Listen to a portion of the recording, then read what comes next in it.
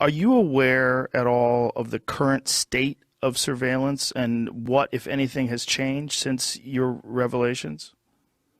Yeah, I mean, the big thing that's changed since I was in 2013 is now it's mobile first everything.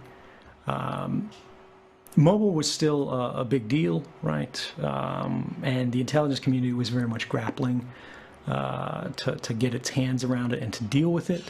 But now people are much less likely to use a laptop than use a desktop than use, God, any kind of wired phone than they are to use a smartphone. And both Apple and Android devices, unfortunately, are not especially good in protecting your privacy. Think right now. You got a smartphone, right? You might be listening to this on a train somewhere in traffic right now. Or you, Joe, right now. You got a phone somewhere in the room, right? The phone is turned off, or at least the screen is turned off. It's sitting there. It's powered on. And if somebody sends you a message, the screen blinks to life. How does that happen? Right? How is it that if someone from any corner of the earth dials a number, your phone rings and nobody else's rings? How is it that you can dial anybody else's number and only their phone rings, right? Every smartphone, every phone at all, is constantly connected to the nearest cellular tower. Every phone, even when the screen is off, you think it's doing nothing, you can't see it because radio frequency emissions are invisible. It's screaming in the air, saying, here I am, here I am.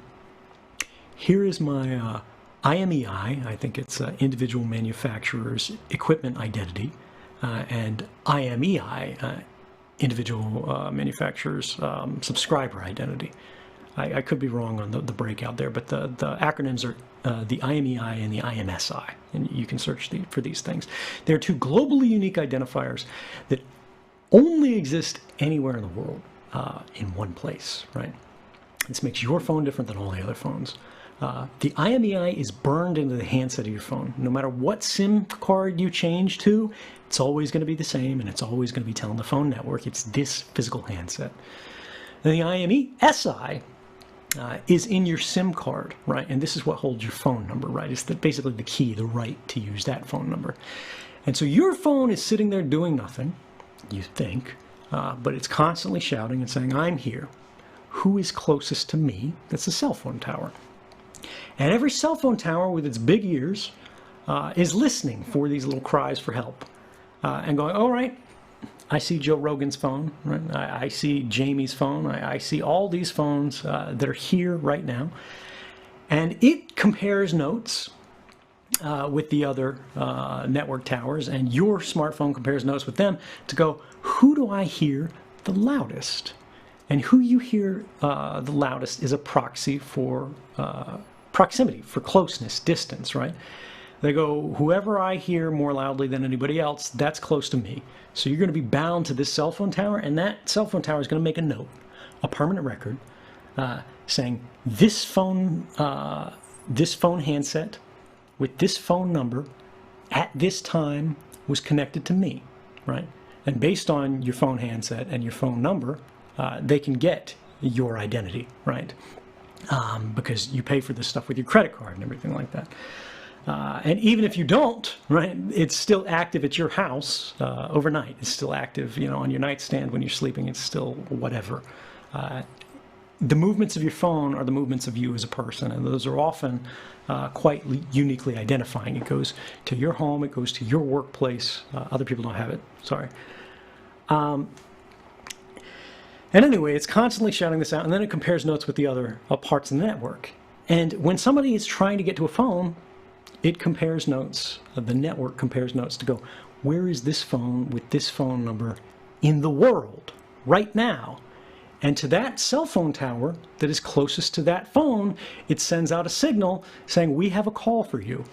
Make your phone start ringing so your owner can answer it. And then it connects it across this whole path. But what this means is that whenever you're carrying a phone, whenever the phone is turned on, there's a record of your presence at that place that is being made and created by companies. It does not need to be kept forever, and in fact, there's no good argument for it to be kept forever, but these companies see that as valuable information, right? This is the whole big data problem that we're running into, and all this information that used to be ephemeral, right? Where were you when you were 8 years old, you know? Where'd you go after you had a bad breakup? You know, who'd you spend the night with? Who'd you call after?